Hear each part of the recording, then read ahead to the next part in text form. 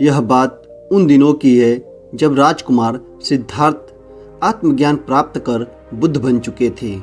बुद्ध बनने से पहले सिद्धार्थ ने उन्हें वापस लेने आए मंत्रियों के हाथों अपने पिता राजा सुधोधन को यह वचन दिया था कि जब वह बुद्धत्व को प्राप्त हो जाएंगे तब वह एक बार अपने राज यानी साक्यगढ़ राज की राजधानी कपिलवस्तु में वापस जरूर आएंगे।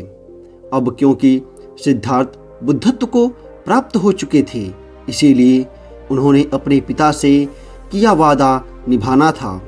बुद्ध बनने के कुछ महीनों पश्चात एक दिन तथागत गौतम बुद्ध अपने कुछ शिष्यों के साथ साक्यगढ़ राज की राजधानी कपिलवस्तु में पधारे। यह खबर फैलते ही कि राजकुमार सिद्धार्थ अपने राज्य कपिलवस्तु में वापस पधारे हैं, प्रजा के बीच खुशी की लहर दौड़ गई। प्रजा ने उनके महल जाने के रास्ते में पुष्प की बारिश कर दी। इस खबर से सारी प्रजा बहुत उत्साहित थी। लेकिन जब बुद्ध राजमहल में पधारे तो कुछ लोगों को उनके वापस आने से ईर्ष्या थी, जैसे कि उनका चचेरा भाई, और कुछ लोगों को उनसे बहुत सारी शिकायतें भी थी, जैसे उनके पिता राजा सुधोधन और उनकी पत्नी यशोधरा। राजमहल में पधारने के बाद कुछ लोगों ने तो उनका मजाक बनाया कि वो कैसे आधी रात को अपनी सारी जिम्मेदारियों को छोड़कर कैरों की तरह भागे थे। उनके पिता ने भी अपने मन की भड़ास निकाली और कहा, ये क्या तुमने क्या किया है? और राजकुमार होने के पश्चात भी हाथ में भिक्षा पात्र लिए यहाँ वहाँ भटकते रहे हो।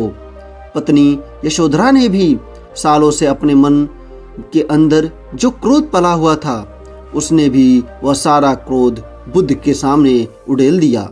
लेकिन कुछ समय पश्चात सभी यह समझ चुके थे कि अब जो इंसान उनके सामने खड़ा है राजकुमार सिद्धार्थ नहीं बल्कि कोई और ही है, एक ऐसा इंसान जिसे कोई बंधन बांध नहीं सकते हैं, जो सभी चीजों से मुक्त और पूर्ण रूप से स्थिर है।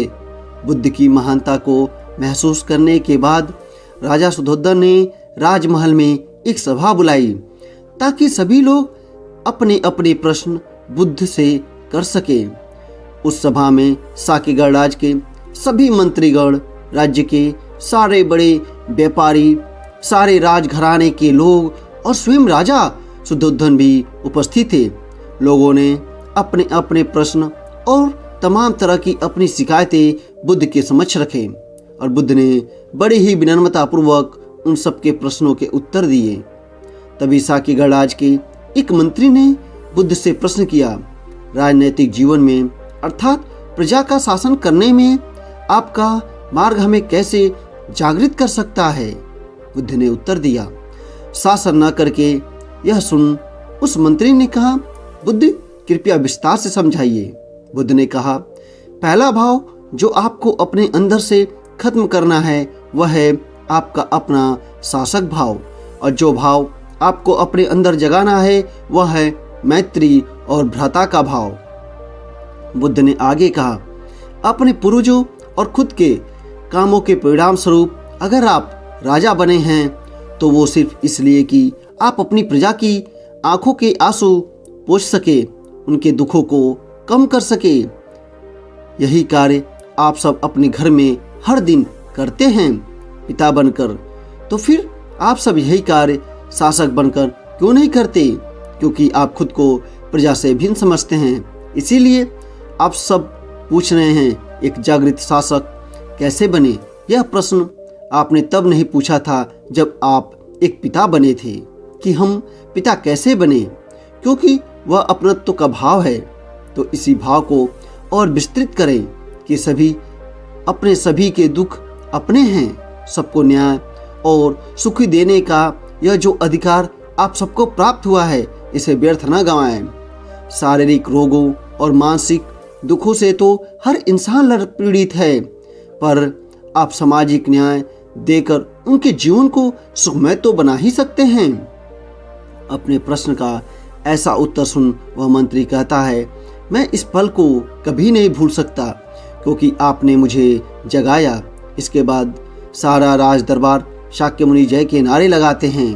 नारों की गूंज शांत होने के बाद एक दूसरा मंत्री खड़ा होकर बुद्ध से कहता है, आप स्वयं ही गणतंत्र के महाराज बनकर हमारा नेतृत्व करें तो जन जन का कल्याण होगा।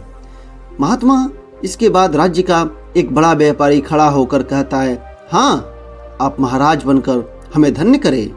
शाक्य मुनि बुद्ध इसके बाद सारे राज्य दरबार में से ये आवाज़ें उठने लगती हैं कि आप महाराज बने, आप हमारा नेतृत्व करें, आप हमारे राजा बने। इस तरह की बातों को कोलाहल से सारा राज दरबार गूंज उठता है। यह देख राजा सुधोधन अपने सिंहासन से उठ खड़े होते हैं और कहते हैं, आप इस शाह सिंहासन के योग्य हैं। मैं इसी क्षण आपको कपिलावस्तु का महाराज घोषित करता हूँ। यह सुन बुद्ध कहते हैं, आभार आपका कि आप सब लोग मुझे शाक्य गणराज का महाराज बनाना चाहते हैं और धर्मयुक्त राजनीति का पालन करते हुए प्रजा का हित करना चाहते हैं। लेकिन क्या आप लोग यह नहीं चाहते कि मैं इसी प्रकार समस्त मानव जाति का कल्याण करूं? यदि मैं इस गणराज्य का महाराज बना तो मैं केवल इस गणराज्य तक ही सीमित रह जाऊंगा, परंतु जब मैं समस्त मानव जाति मेरी है, मैं समस्त मानव जाति का हूँ, मैं हर राजा हर सम्राट से मिलूंगा, उन्हें धर्म के मार्ग का पालन करते हुए राजनीति करने को कहूँगा। इसके बाद बुद्ध राजा सुधोधन से कहते हैं, मुझे आज्ञा दे। और फिर राजा सुधोधन की आज्ञा पाकर बुद्ध राजमहल से बाहर निकल जाते हैं। उनके राजमहल के बाहर निकलने के साथ ही सारा वातावरण शाक्य मुनि की जयकार के नारों से गूंज उठता है। दोस्तों, एक चीज जो हम इस कहानी से सीख सकते हैं वह है कि हम एक अच्छा लीडर, एक अच्छा नेतृत्वकर्ता कैसे बन सकते हैं। जैसे कि बुद्ध ने कहा, हमें एक अच्छा माता पिता या भाई बनने से पहले यह सब बनने की कोशिश नहीं करनी चाहिए पड़ती, क्योंकि वहाँ अपनेपन का भाव होता है, धर्म की एक सीमा होती है। हम एक दूसरों के दुखों को अपना दुख समझते हैं, दूसरों की भावनाओं को समझने की कोशिश करते हैं और इसलिए हमें एक अच्छे माता पिता और भाई बहन बन पाते हैं। ठीक इसी तरह अगर हमें एक अच्छा लीडर बनना है तो हमें हमारे लोगों के प्रति अपनत्व का भाव रखना पड़ेगा। अपने व्यर्थ से पहले सामने वाले की जरूरत को महत्व देना होगा, लोगों की भावनाओं और उनकी परेशानियों को समझना पड़ेगा, खुद को उनसे भिन्न नहीं बल्कि उन्हीं में से एक मानना पड़ेगा। तब जाकर लोग अपने लीडर पर भरोसा करते हैं और आपके लिए कुछ भी करने के लिए तैयार रहती है। हमारे देश में छत्रपति शिवाजी महाराज, महाराणा प्रताप, गुरु गोविंद सिंह, एपीजे अब्दुल कलाम, रतन टाटा इत्यादि को एक मार्गदर्शक लीडर के रूप में देखा जाता है और इसका कारण इन सबके भीतर लीडरशिप के मूलभूत गुणों का मौजूद होना है, जैसे सहायता के लिए हमेशा तैयार रहना, निडरता, रिस्क लेने की क्षमता इत्यादि सभी गुणों में लीडरशिप के दो सबसे मुख्य गुण हैं। पहला करना और दूसरा रिस्क लेना की क्षमता। इन दो गुणों के बाद बाकी गुण अपने आप ही आ जाती हैं।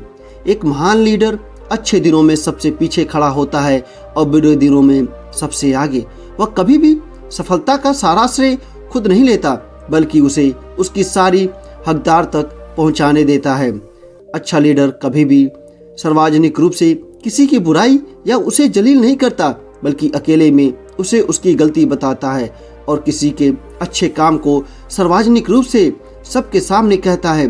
अच्छा लीडर किसी को उसकी कमियां बताने से पहले उसे उसकी अच्छाइयों को बताता है।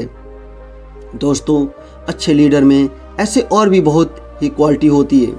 दोस्तों, यह कहानी आपको कैसी लगी कमेंट बॉक्स में ज़रूर बताएं। वीडियो को लाइक और चैनल को सब्सक्राइब करना ना भूलें।